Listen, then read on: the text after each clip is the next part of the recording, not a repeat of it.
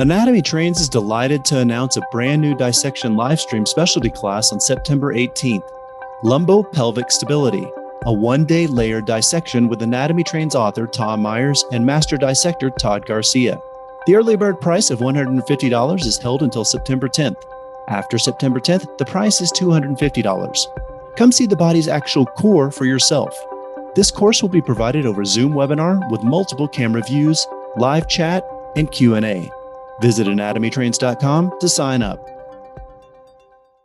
This episode is brought to you by the Massage Mentor Institute. Diane Metkowski, also known as the Massage Mentor, and Allison Denney, also known as Rebel Massage, have teamed up to bring you the Massage Mentor Institute. MMI is a collection of teachings and education opportunities from industry leaders around the world, because your continuing education experience should be whatever you want it to be. They are building community one body part at a time, and they want you to be a part of it. Head over to themassagementorinstitute.com today to see more, learn more, and do more.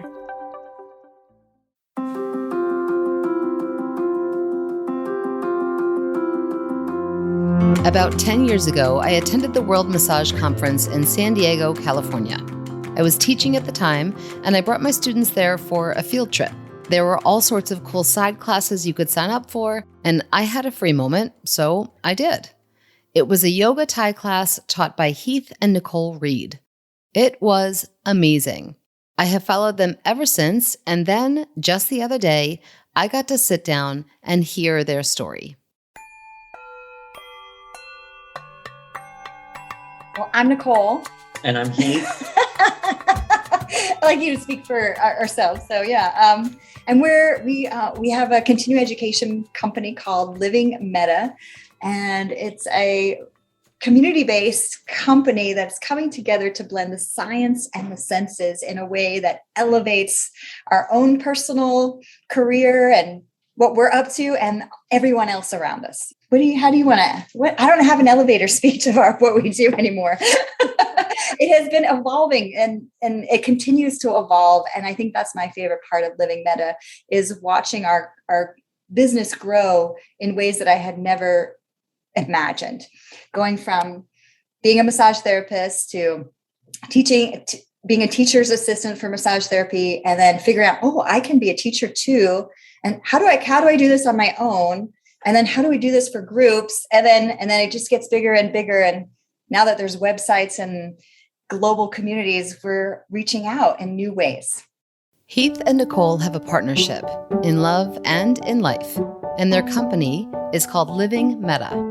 Their website, which outlines their list of accomplishments, is impressive to say the least. They teach, create videos, write articles, offer retreats, and are a wealth of knowledge for the massage and bodywork community. I would add that as part of Living Meta, and some of you might be familiar with the word meta, it refers to loving kindness. What Nicole and I are really passionate about is embodying loving kindness, and not just at the table, which I assume that if you're a therapist, you are already oriented towards service and compassion. But how do we create loving kindness communities in dyads, but also triads, and with friends, family, neighbors, community, strangers, and not only in therapeutic settings, but how do we live loving kindness? Talking with them, it became abundantly clear that they are in sync with each other and on their authentic path.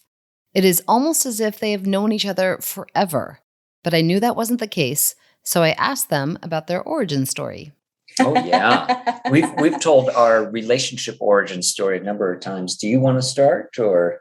I'll let you start this time. This will be fun. Well, I was dorm mates with Nicole's brother freshman year in college, and we were about 3 hours from the university to our hometowns, and our families lived really close. So we commuted a lot. We went to different high schools, but didn't meet till we went to college.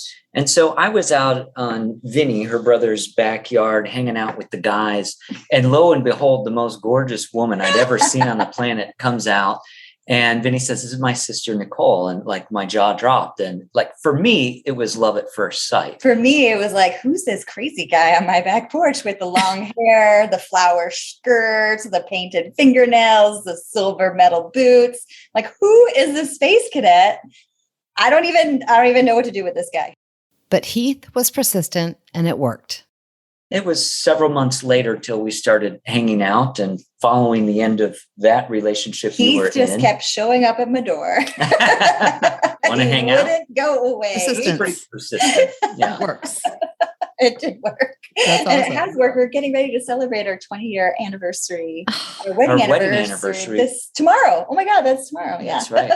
And it hasn't always been easy. Well, and no, I find that the biggest investment besides my own personal exploration has been in the growing and nurturing of our relationship, and all the effort, all the energy I've ever invested in our relationship has paid forth innumerable priceless dividends. And if you are either single or you are in a committed relationship where you want to grow and evolve and the other person's interested in it too, it is worth the effort.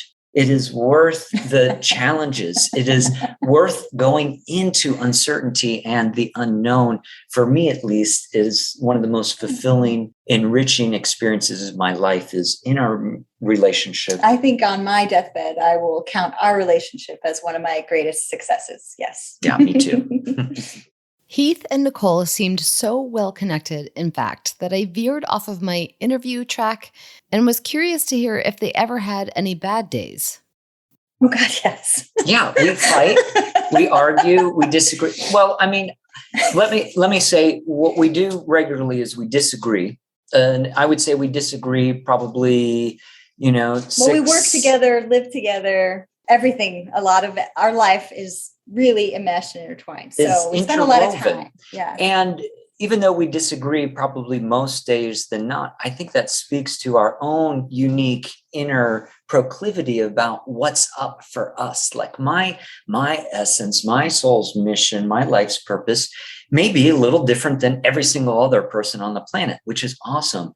And in these ways that we might have disagreements, or we might not see or believe or feel in the same way, we have a treasure trove of practices where we come back to each other with authenticity, with appreciation, with recommitting to favoring connection rather than criticism, blame, and complaint. Well, and I think that's been an evolution, right? Oh, evolution absolutely. of our relationship. That when we wasn't first the started, beginning. We were kids. Shouting matches, hurling broccoli and other foods at one another. I don't throw as much broccoli as I used to, but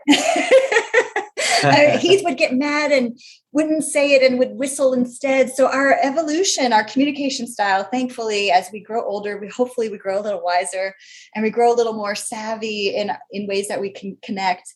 And I think that is a testament of what we're up to is our own personal evolution and favoring appreciation over criticism. Okay, so besides learning how to not throw broccoli at each other, I wanted to hear more about how they got into massage and teaching. Just turned 21. We celebrated my 21st birthday together. We we're finishing college together. We didn't get married until after college. Yeah, we'd been dating for about 5 years. And usually Nicole defers to me with the historical numbers and timelines so I can fill in the left brain stuff. When Nicole and I got together, we were staunchly anti-marriage. Who needs a piece of paper outside authority to tell us that we love each other for life? Mm-hmm. And we were rebellious. Like, I don't need some outside someone to tell me that Yes. Yeah. So that changed when we went to massage school. Heath and Nicole met during their undergraduate studies at the University of Central Florida. They graduated and they were ready to start their lives.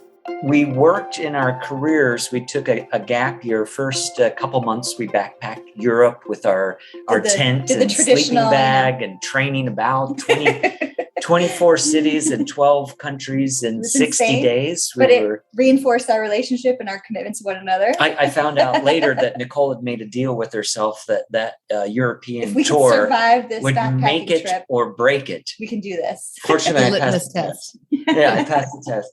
But it wasn't actually till we were working in our fields for about a year and thinking that we would go, and I was going to pursue a doctorate in psychology. Nicole wanted to get her master's in Oriental medicine.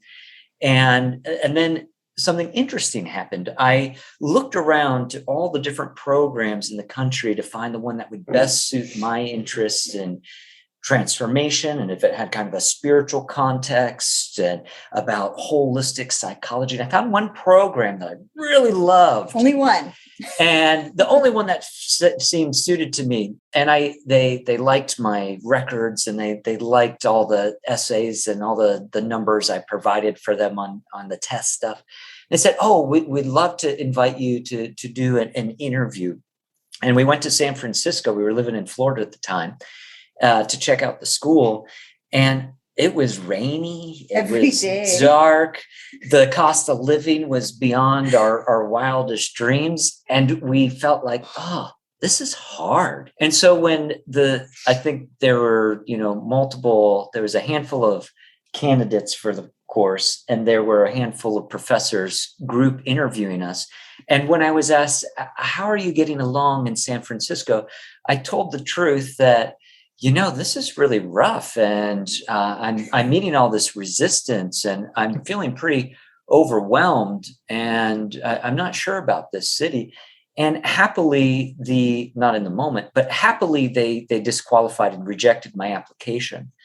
And so it sent us spinning on a whole new journey. What are we going to do? We have our leases up in 2 months. We have the rental car. We have the U-Haul. We want to go somewhere west. We're ready to get out of where we grew up. And he threw in the idea of massage school out of nowhere. Just for me, it felt like out of left field, and was like, we could do massage school. We'll get it over with in like a couple of years. And then we can use this to, work in towards our degrees, our masters and our PhDs or whatever.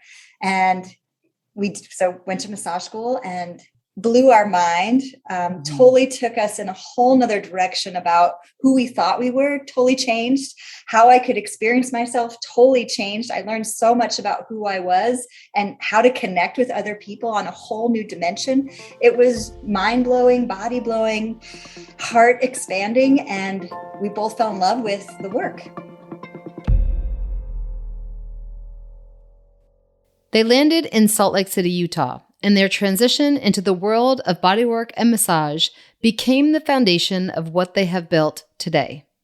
Every single time, what I appreciate about us individually and collectively is that every time a door closed, we would pause. Sometimes we would freak out. Usually we would freak out.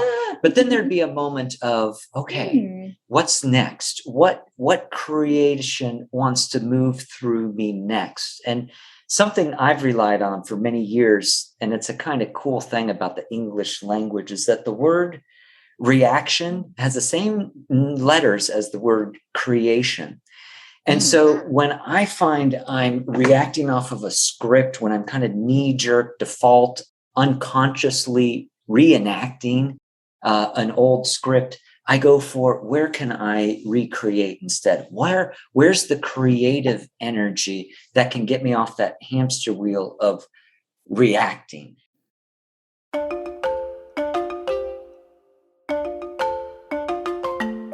The creation of their new lives began at the Utah College of Massage Therapy. Salt Lake City. Yeah. It was in the late 90s. We had never met a Mormon or heard an acronym LDS, Latter-day Saints. Had never been.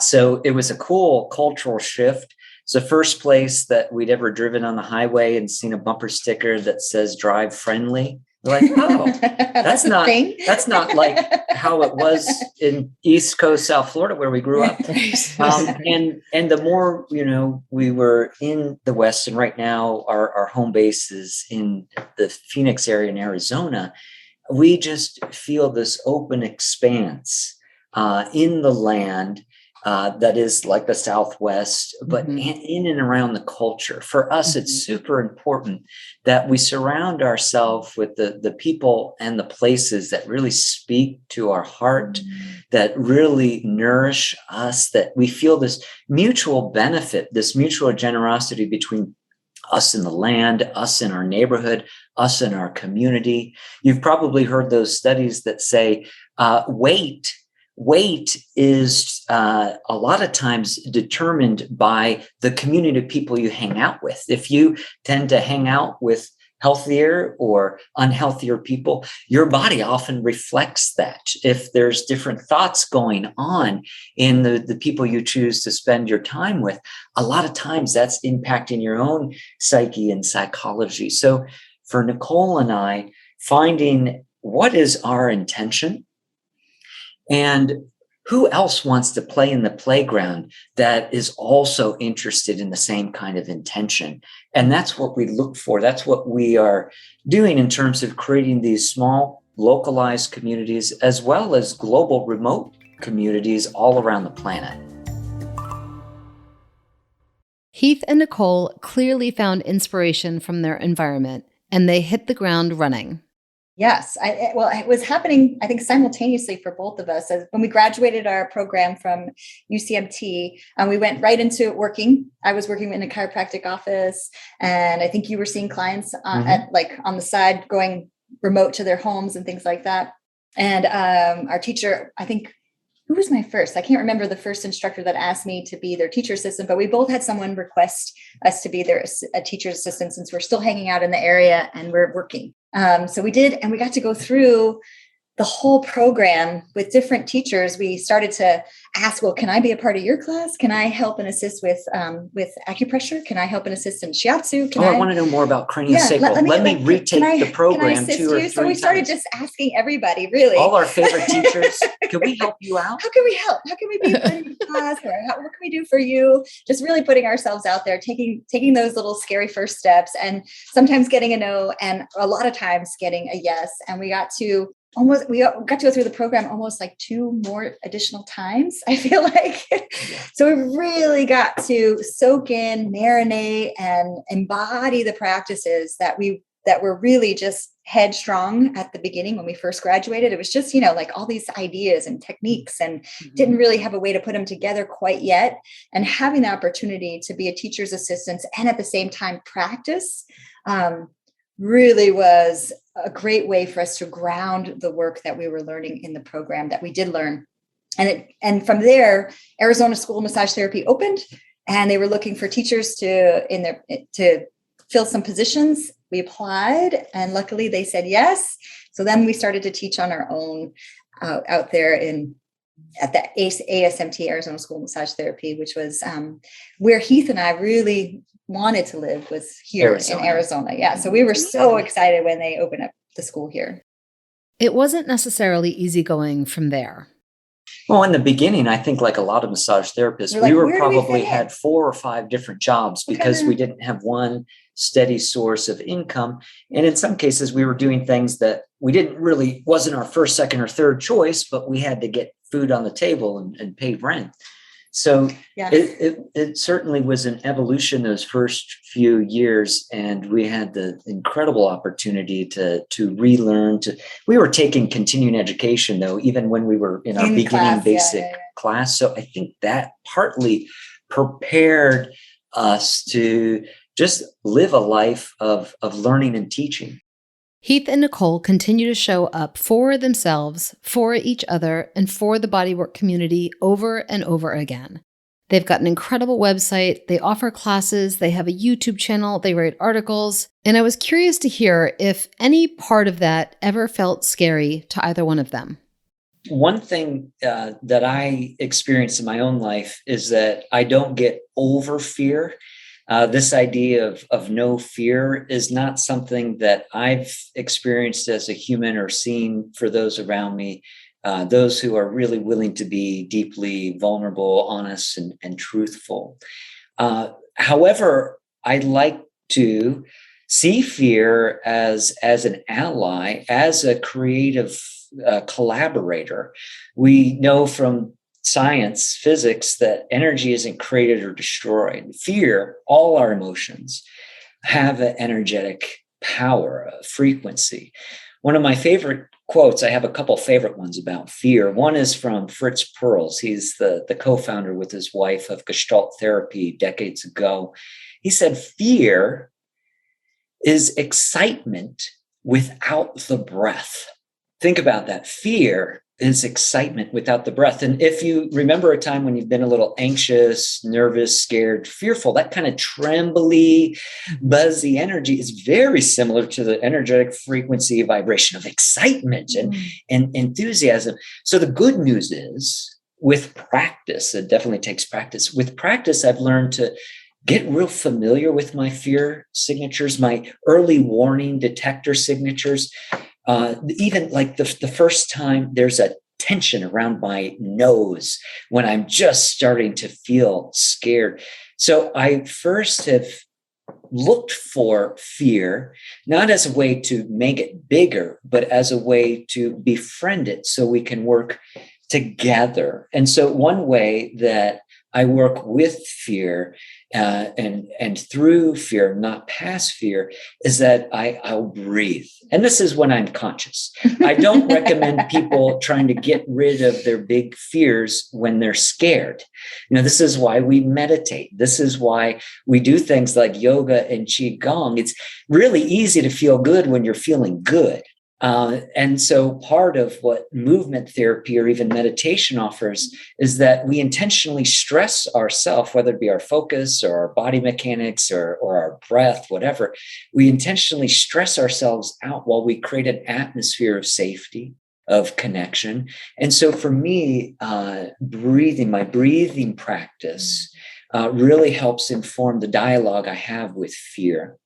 And Heath is pointing to a lot of what we've been really focusing on is growing our own body intelligence, our own willingness to embody the practice of our feelings, practice of all the fears, of all the worries, of all the joys and happiness, all the messiness and waves of emotions that are constantly rising and falling like currents in the ocean in our own bodies. How can we be with them as a way to support our present moment connections? Am I available? Can I go from here? And I think that's what constantly leads to like the what's next. But it's growing our own body intelligence, which is really what we're excited about right now. And as massage therapists, as touch therapists, healers, light workers, sound therapists, we're all doing this really cool thing. We're already like in and feeling ourselves, we feel in ourselves, but do we be with ourselves?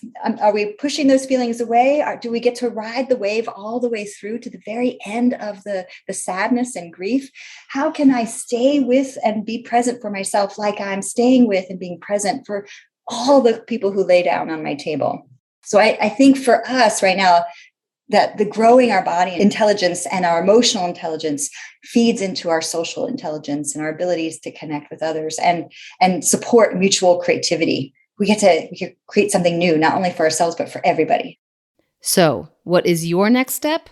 Heath offers a couple of last words of wisdom. The times where I've had the idea and kind of held myself back, even though I'm thinking about it day after day, week after week, month after month, year after year, being like, that would be a really good idea. I've in the past held myself back thinking, you know what, I have to have the whole thing figured out before I take the first step. And what I'd like to let whether you're a healing practitioner or you're just a human interested in elevating and healing and growth and discovery, is taking action and putting your creative energy forward will automatically reveal the next step that is important for you.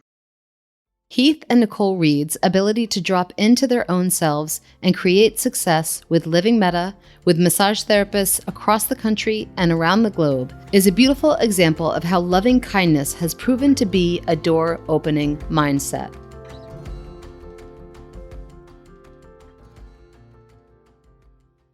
Members are loving ABMP 5-Minute Muscles and ABMP Pocket Pathology, 2 quick reference web apps included with ABMP membership. ABMP 5-Minute Muscles delivers muscle-specific palpation and technique videos, plus origins, insertions, and actions for the 83 muscles most commonly addressed by bodyworkers.